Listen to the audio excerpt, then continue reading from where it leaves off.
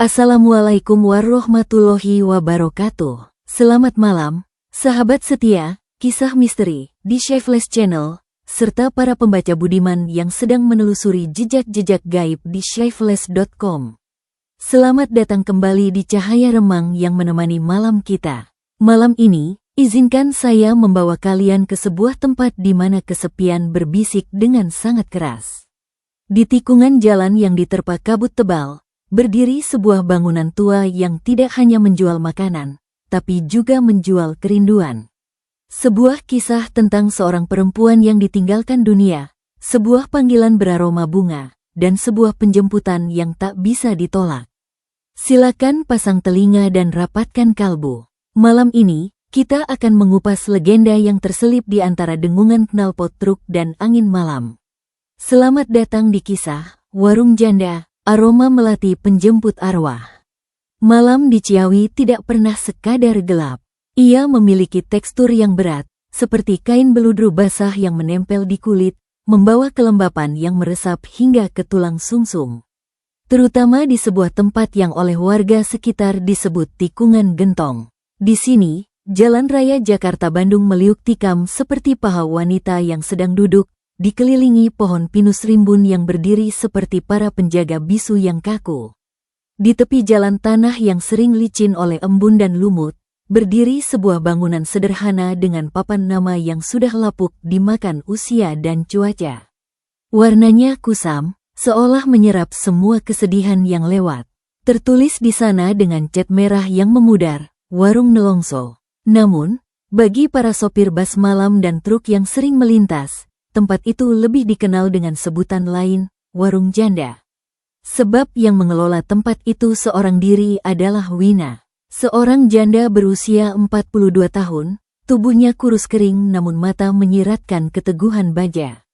Ia menjadi janda 2 tahun lalu, ketika suaminya, seorang sopir bas giat, tewas remuk di tikungan tepat di depan warungnya. Tragedi itu membelah hidup Wina menjadi dua, sebelum dan sesudah. Sejak malam itu, Wina bukan hanya kehilangan suami. Ia kehilangan kehangatan tempat berteduh.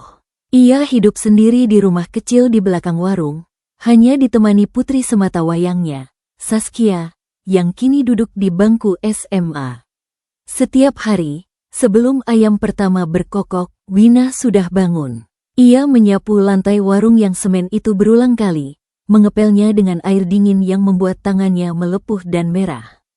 Ia menyalakan kompor kayu, menanak nasi di dandang besar yang berkarat. Asap dapur yang mengepul menembus atap seng adalah tanda kehidupan pertama di tikungan mati itu. Dia berjuang bukan untuk kaya, tapi untuk bertahan. Agar Saskia bisa memakai seragam sekolah, agar ada uang receh untuk membeli minyak tanah. Namun, nasib sepertinya enggan tersenyum pada janda berjuang ini. Warung Nelongso sepi pengunjung. Bukan karena makanannya tidak enak, tapi karena hawa di sekitar tempat itu membuat orang merasa tidak nyaman. Ada kesunyian yang berteriak, suasana yang terlalu hening, seolah pohon-pohon pinus di seberang jalan sedang mengintai siapa saja yang berhenti. Beberapa warga desa di sekitar sering berbisik, jangan sering mampir ke warung janda itu. Angker, tempatnya bekas tempat nyawa melayang. Malam itu, hujan turun deras mengguyur atap seng warung. Suara rintik air bagaikan ribuan jarum yang menusuk ke setiap celah dinding. Wina duduk sendirian di balik meja kasir, menatap jalan raya yang kosong melompol. Lampu neon kuning di atas kepalanya berkedip-kedip, seolah sesak napas. Pintu terbuka sedikit, menimbulkan bunyi berderit panjang. Seorang lelaki tua masuk. Ia mengenakan mantel hitam tebas yang basah oleh hujan, dan sebuah topi melengkung yang menutupi sebagian wajahnya. Yang paling menonjol bukan pakaiannya, tapi aroma yang ia bawa. Di tengah bau tanah basah dan asap dapur, lelaki itu membawa aroma bunga melati yang sangat kuat. Aroma wangi namun menyengat, seperti bunga tabur di kuburan saat malam Jumat Kliwon. Lelaki itu duduk di kursi paling ujung, menghadap Wina. Warung sepi sekali, Nyai, sapanya dengan suara berat dan dalam, seperti guruh di kejauhan. Wina menatapnya curiga. Iya, Pak, jarang ada yang berhenti. Mereka takut tikungan ini. Lelaki tua itu tertawa pelan. Takut? Atau mereka takut pada penghuninya? Wina merinding dingin. Maksud Bapak, tidak perlu pura-pura, Nyai Wina. Kita sama-sama tahu di tempat ini ada yang lain selain manusia.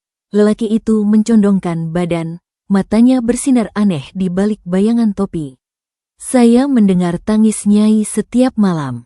Kesepian, bukan? Memeluk bantal dingin tanpa ada yang memeluk kembali.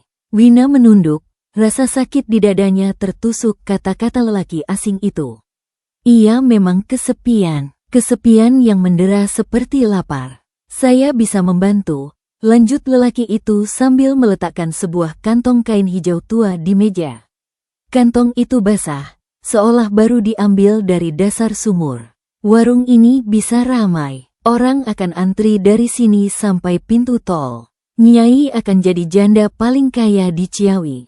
Wina mengangkat kepala, matanya berbinar tapi dipenuhi rasa waspada. Dengan syarat apa, Pak? Lelaki itu tersenyum, senyum yang tidak sampai ke matanya. Hanya satu syarat kecil. Nyai harus bersedia memasak dengan bumbu spesial. Bumbu rahasia dari sang ratu. Bumbu apa? Lelaki itu membuka sedikit mulut kantong hijau itu. Sebuah aroma amis bercampur wangi melati menyeruak keluar, membuat Wina sedikit mual namun juga terhipnotis. Sebutir darah, Nyai, sebutir saja untuk setiap panci. Itu adalah ganti rugi bagi para penikmat yang datang.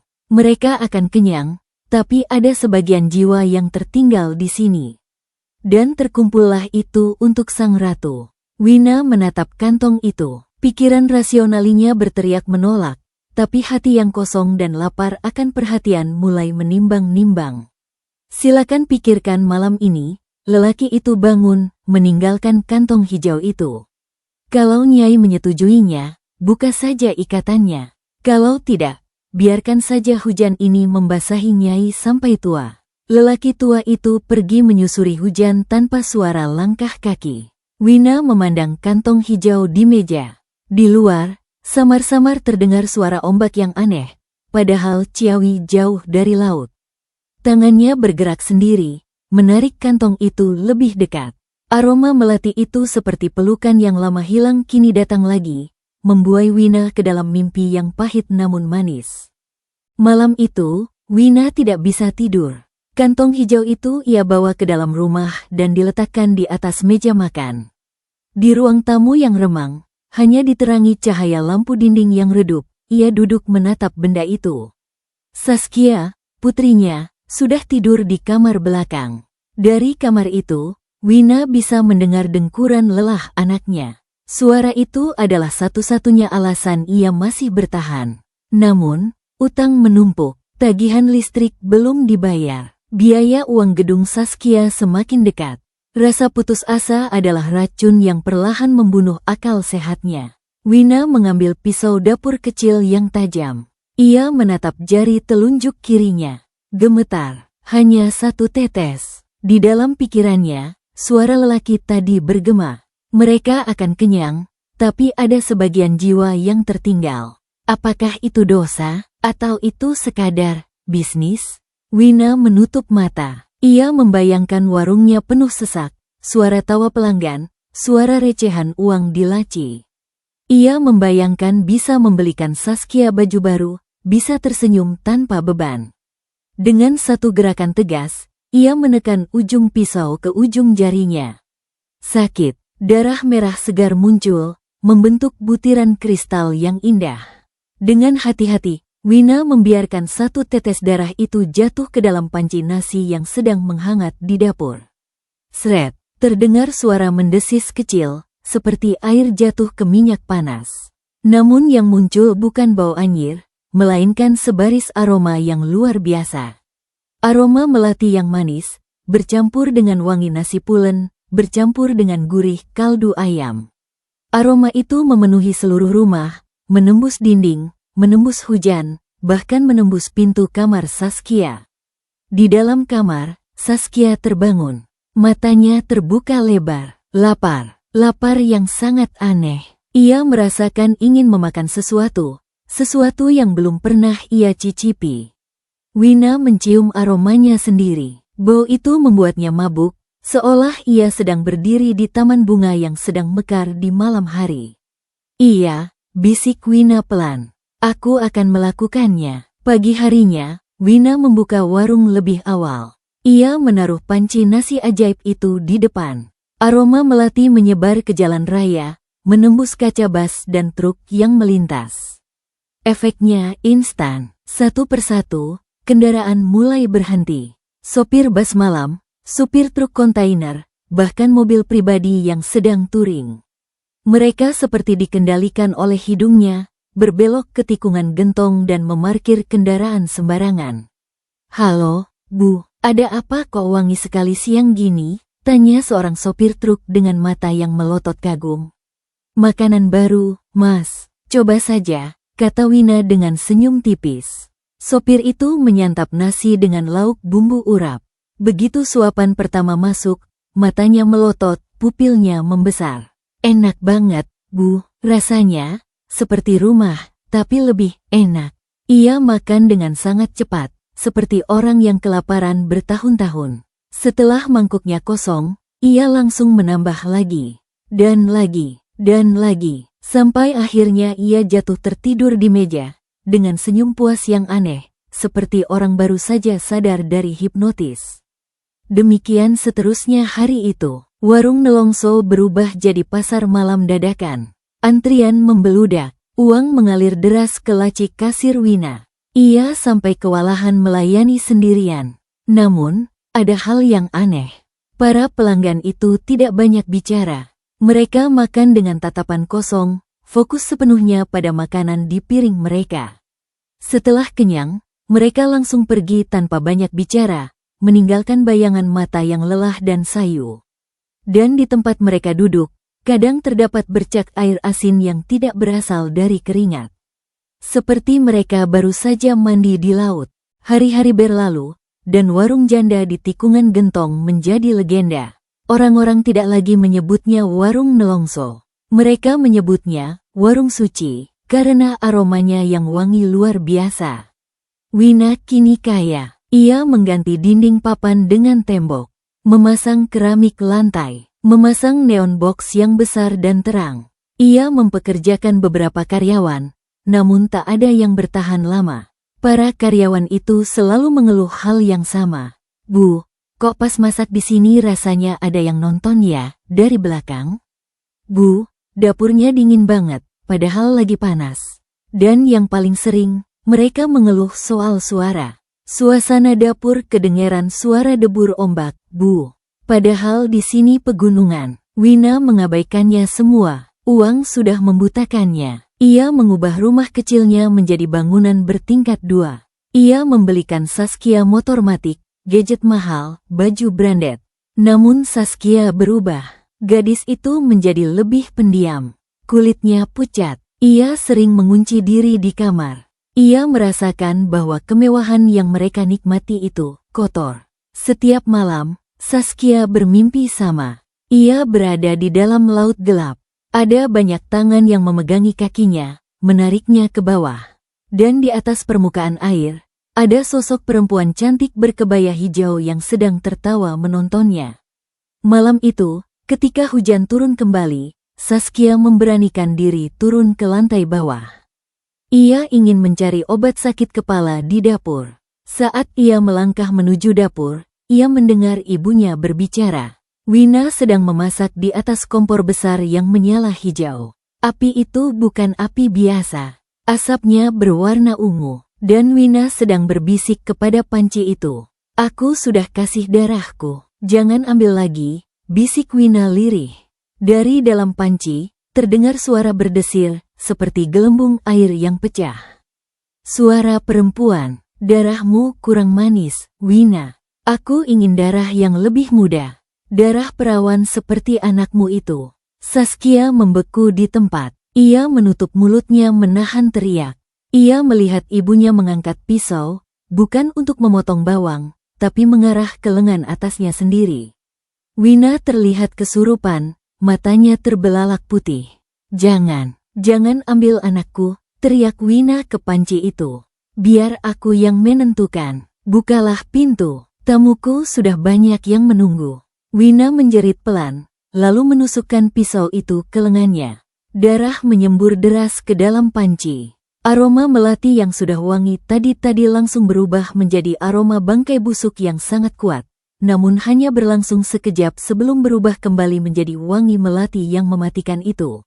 Wina terduduk lemas di lantai dapur yang licin oleh darahnya sendiri. Namun lukanya langsung menutup seolah-olah ada tangan tak terlihat yang menyulamnya kembali. Wajahnya pucat pasi, namun matanya menyala dengan kemenangan kecil. Panci di depannya mendidih, tidak lagi dengan air biasa, tapi dengan cairan merah pekat yang beraroma melati. Saskia yang menyaksikan itu dari balik pintu, menutup mulutnya erat-erat agar suara jeritannya tidak keluar. Air mata mengalir deras membasahi pipinya. Ia baru menyadari bahwa kemewahan yang mereka nikmati selama ini, baju bagus, motor baru, uang saku berlebih, semuanya dibayar dengan keringat darah ibunya yang menyedihkan. Mereka bukan lagi pemilik warung, mereka adalah budak dapur dari dunia lain. Hari-hari berlalu, dan warung janda di tikungan gentong menjadi legenda. Orang-orang tidak lagi menyebutnya warung Nelongso. Mereka menyebutnya warung suci. Karena aromanya yang wangi luar biasa. Wina kini kaya. Ia mengganti dinding papan dengan tembok. Memasang keramik lantai. Memasang neon box yang besar dan terang. Ia mempekerjakan beberapa karyawan. Namun tak ada yang bertahan lama. Para karyawan itu selalu mengeluh hal yang sama. Bu, kok pas masak di sini rasanya ada yang nonton ya, dari belakang? Bu, dapurnya dingin banget. Padahal lagi panas.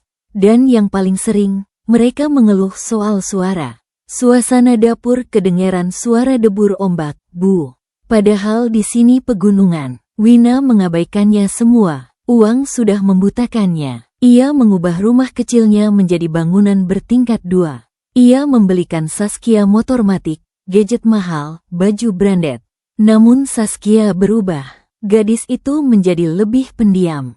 Kulitnya pucat. Ia sering mengunci diri di kamar. Ia merasakan bahwa kemewahan yang mereka nikmati itu kotor. Setiap malam, Saskia bermimpi sama. Ia berada di dalam laut gelap.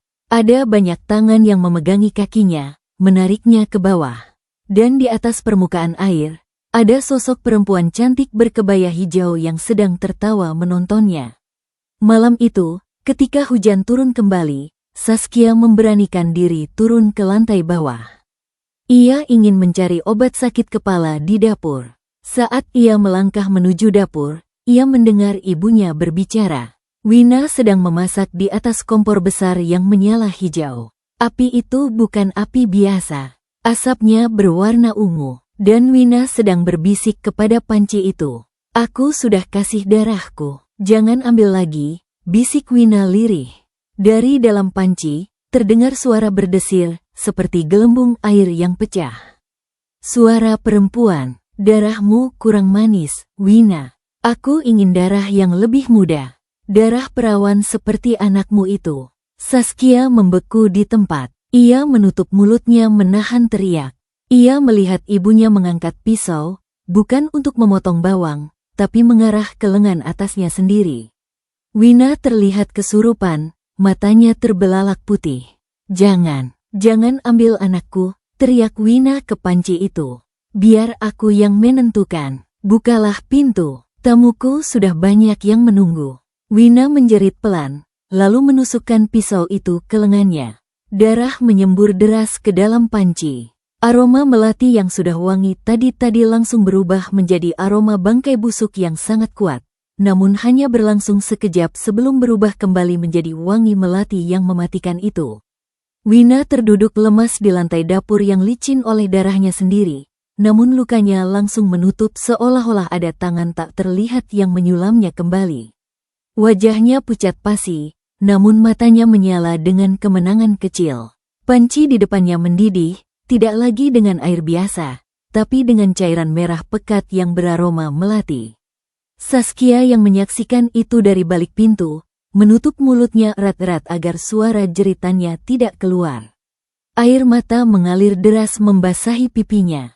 Ia baru menyadari bahwa kemewahan yang mereka nikmati selama ini, baju bagus, motor baru, uang saku berlebih, semuanya dibayar dengan keringat darah ibunya yang menyedihkan. Mereka bukan lagi pemilik warung, mereka adalah budak dapur dari dunia lain. Kejadian malam itu menjadi titik balik, bukan menjadi kebaikan, melainkan ke arah kehancuran yang lebih cepat.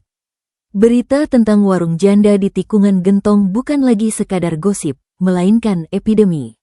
Rasa lapar yang ditimbulkan oleh masakan Wina bukanlah rasa lapar perut, melainkan rasa lapar jiwa yang tak terpenuhi. Para pelanggan, khususnya para sopir malam, mulai berubah. Mereka yang dulu tampak segar, kini berubah menjadi sosok-sosok kurus dengan mata cekung dan kantong mata hitam yang pekat. Mereka tidak mengerti kenapa setiap kali mereka melewati tikungan itu, tubuh mereka seperti dipaksa untuk berhenti. Seolah-olah aroma melati itu adalah rantai yang menjerat leher mereka dan menyeret mereka turun. "Bukannya saya mau makan lagi, Bu," kata seorang sopir bus dengan suara serak dan gemetar, berdiri di depan meja kasir. "Tapi badan saya gatal kalau lewat sini. Kepala saya berputar kalau tidak menyeruput kuah Ibu." Wina hanya tersenyum dingin. Ia sudah tidak punya rasa kasihan lagi. Jiwa pelancongnya sudah diserap oleh kekuatan laut, menggantinya dengan kebebalan hati. Ia hanya mengepalkan tangannya yang sering bergetar ketika tidak memegang sendok. Di rumah, suasana semakin menyesakan. Aroma melati yang dulu hanya tercium di warung, kini merembes masuk ke dalam kamar Saskia. Bantal Saskia bau melati, bajunya bau melati, bahkan air mandi di kamar mandi tercium bau asin dan melati yang membuat Saskia mual. Satu malam, Saskia menemukan ibunya duduk di teras belakang rumah, memandang bulan sabit yang redup. Wina sedang menggendong sebuah bungkusan kain hijau yang mengepul-ngepul asap tipis. "Ibu, apa yang Ibu gendong?" tanya Saskia dengan hati-hati. Wina menoleh perlahan. Di pangkuannya bukanlah bungkusan apa-apa, melainkan sebuah bayangan tak berwujud yang bergoyang-goyang seperti bayi. "Ibu sedang menggoyang tamu," bisik Wina dengan suara yang berat. "Tamu banyak sekali, Nak. Mereka lapar. Mereka minta tempat duduk." Saskia mundur pelan. Rasa takutnya sudah melewati batas wajar. Ia menyadari bahwa warung yang ramai itu sebenarnya tidak pernah memiliki pelanggan manusia yang cukup. Sebagian dari pengunjung yang makan di sana setiap malam bukanlah manusia. Mereka adalah arwah-arwah penasaran yang datang karena terpanggil oleh aroma melati penjemput arwah. Mereka datang memakan makanan yang berbumbu darah manusia. Esok harinya, bencana mulai terjadi sekaligus. Seorang pemuda mahasiswa yang mampir ke warung itu tiba-tiba kejang-kejang di pinggir jalan, mulutnya mengeluarkan buih berwarna hijau. Ia meninggal tak lama kemudian di tempat, dengan tatapan horor ke arah warung Wina. Polisi datang, namun tidak menemukan tanda-tanda keracunan makanan biasa. Jantung si pemuda itu tiba-tiba saja berhenti berdetak, seolah dicabut paksa. Warga Ciawi mulai berkumpul di depan warung. Mereka membawa pentung dan obor, bersiap membakar tempat itu karena dianggap sarang penyakit. "Wini, buka warungmu, kau menyembunyikan sesuatu," teriak seorang tokoh masyarakat. Wina berdiri di depan pintu warung yang terkunci rapat. Ia sendiri tidak terlihat sakit, namun tubuhnya terasa hampa. Ia menatap masa dengan mata sayu, lalu tersenyum tipis. "Jangan salahkan saya," kata Wina dengan suara yang bukan suaranya. Suara itu berat dan berdengung seperti suara ombak dalam gua. "Kalian yang datang sendiri, kalian yang mencium bau itu, kalian yang lapar." Tiba-tiba, dari arah dapur terdengar suara dentingan piring dan sendok yang sangat ribut, seolah ada pesta ratusan orang di dalam. Suara tawa cekikikan bergema keluar dari kaca jendela. Masa yang marah itu tiba-tiba berhenti. Darah mereka menggumpal mendengar suara tawa yang tidak manusiawi itu. Mereka mundur selangkah, lalu 2 selangkah. Tidak ada yang berani mendekat. Bukan karena takut pada Wina, tapi karena takut pada sesuatu yang sedang berpesta di dalam warung janda itu. Saskia menyaksikan dari balik tirai jendela rumahnya. Ia tahu ini sudah keterlaluan. Ibu bukan lagi ibunya. Ibu adalah wadah. Dan warung itu adalah gerbang menuju neraka yang sedang terbuka lebar. Malam itu, hujan turun lebih deras dari biasanya. Angin bertiup kencang memecahkan pepohonan pinus di depan warung. Saskia tidak bisa tinggal diam lagi. Ia membongkar laci kamar ibunya yang biasanya terkunci. Di sana, ia menemukan foto-foto lama ayahnya yang disobek-sobek, dan sebuah botol kaca tua berisi cairan merah yang sama dengan yang ada di dalam mimpi buruknya. Ia menatap botol itu, lalu menatap ke arah warung yang lampunya berkedip-kedip hampir padam. Ia tahu ia harus mencari bantuan. Ia butuh seseorang yang bisa memotong tali ikatan darah itu. Saskia mengambil motor ibunya, memacu mesinnya secepat mungkin menembus hujan menuju pesantren tua di kaki gunung tempat seorang kiai terkenal tinggal. Ia pernah mendengar cerita tetangga tentang Kiai Hasan, ahli pengobatan gaib yang sering menolong orang yang kesurupan laut. Setibanya di sana, Saskia langsung sujud di depan pintu kiai, berteriak meminta tolong dengan air mata bercampur hujan. "Tolong, Kiai, ibu saya sudah jadi budak laut. Warung kami sudah jadi gerbangnya." Kiai Hasan membukakan pintu. Ia seorang tua berkacamata tebal, dengan jenggot putih yang rapi. Ia menatap Saskia dengan pandangan tajam namun lembut. "Aroma melati itu ikut kau bawa ke sini, nak," kata Kiai Hasan sambil memegang dada Saskia. "Bau kuburan bercampur bunga, berbahaya sekali." Kiai Hasan mengambil tongkatnya dan tas berisi kitab suci. "Ayo, kita harus pergi sekarang, sebelum tengah malam. Kalau jam dinding menunjuk angka 12, pintu laut itu akan terkunci rapat, dan ibumu akan terperangkap di dalamnya selamanya." Mereka menembus hujan badai menuju tikungan gentong. Saat mereka tiba, suasana di warung sudah mencekam. Lampu listrik padam total, digantikan oleh cahaya kuning redup dari puluhan lilin yang menyala di meja-meja pelanggan. Dan anehnya, meja-meja itu terisi penuh. Oleh siapa? Oleh sosok-sosok transparan. Ratusan sosok manusia pucat duduk menunduk di depan piring kosong. Mereka tidak bergerak. Hanya napas kabut yang keluar dari mulut mereka yang menandakan mereka hidup secara gaib. Di tengah keramaian hantu itu, berdiri Wina. Ia memegang panci besar berisi darah. Wajahnya tidak ekspresif, namun air mata mengalir terus-menerus dari mata kosongnya. Ia sedang menyendokkan isi panci itu ke mangkuk-mangkuk kosong di hadapan para tamu tak kasat mata itu. Kiai Hasan melangkah masuk, membacakan ayat-ayat dengan suara lantang. "Bismillahirrahmanirrahim." Suara Kiai Hasan terdengar berdengung, memecahkan keheningan aneh di warung itu. Para sosok transparan itu menoleh serentak ke arah Kiai Hasan. Mata mereka tidak punya bola mata, hanya lubang hitam yang dalam.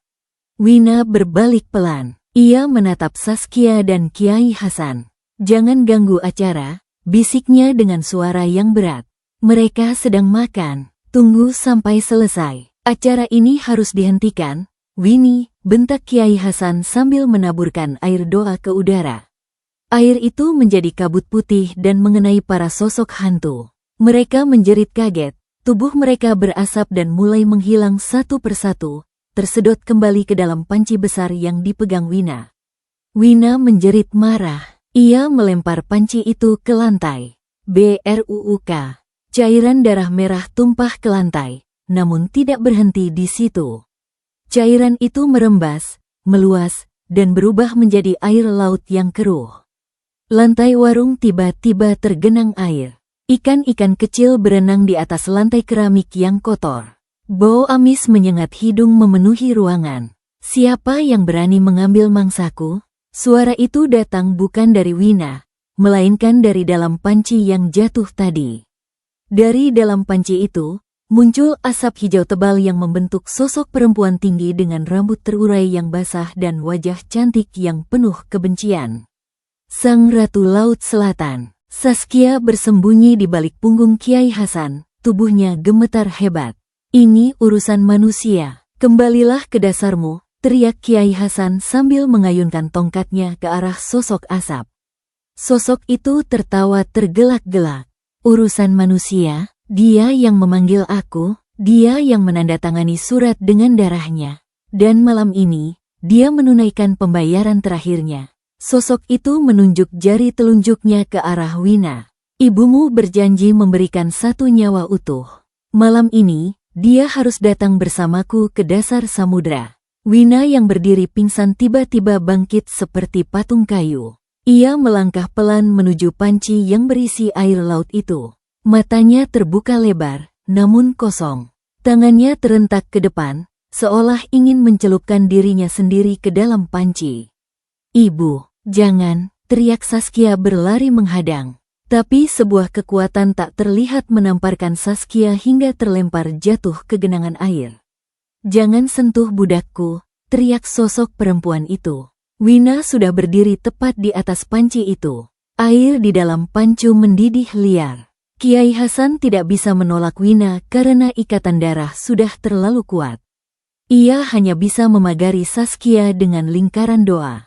Wina, melawanlah, ingat anakmu, Saskia butuhmu, teriak Kiai Hasan.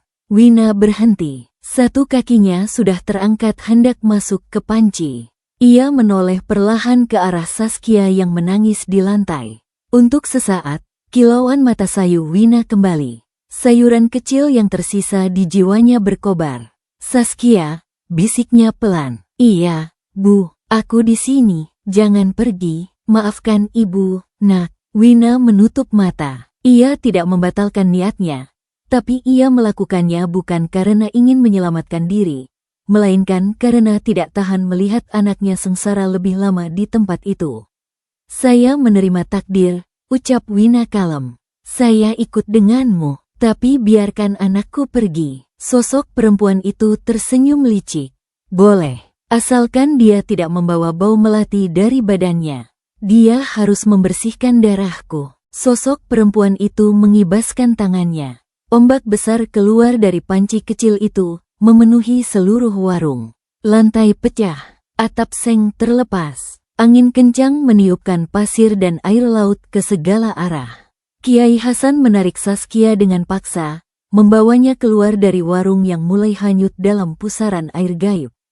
Mereka berdiri di pinggir jalan, menonton pemandangan mengerikan. Warung Wina kini berubah menjadi sebuah kapal tua yang tenggelam di tengah badai di tengah hutan pegunungan. Wina berdiri di atap warung itu, memegang selendang hijau, diapit oleh ombak-ombak yang tinggi. Ibu, teriak Saskia ingin berlari masuk, tapi Kiai Hasan menahannya erat. Jangan, itu bukan dunia kita lagi, Nak. Lihat dia selamat untuk terakhir kalinya. Wina menoleh ke arah anaknya untuk yang terakhir kalinya. Dalam cahaya petir yang menyambar, Saskia melihat wajah ibunya penuh damai. Wina tersenyum, lalu melambaikan tangannya pelan. Sebuah lambang perpisahan. Lalu, gelombang raksasa menghantam warung itu. Seluruh bangunan itu runtuh hancur berkeping-keping. Bunyi ledakan keras menggetarkan jendela rumah warga sejauh 1 kilometer. Dalam sekejap, hujan berhenti. Suara ombak menghilang. Semuanya kembali sunyi. Di tempat warung itu berdiri, kini tidak ada apa-apa selain tanah gembur dan puing-puing bekas bangunan. Tidak ada sisa air, tidak ada sisa panci. Hanya ada selembar kain jarik hijau tua yang tergeletak bersih di atas tanah, tidak basah, tidak kotor. Serta 1 botol kecil berisi cairan merah yang pecah, mengeringkan isinya ke tanah. Saskia berlari menghampiri reruntuhan itu. Ia memungut selendang hijau itu.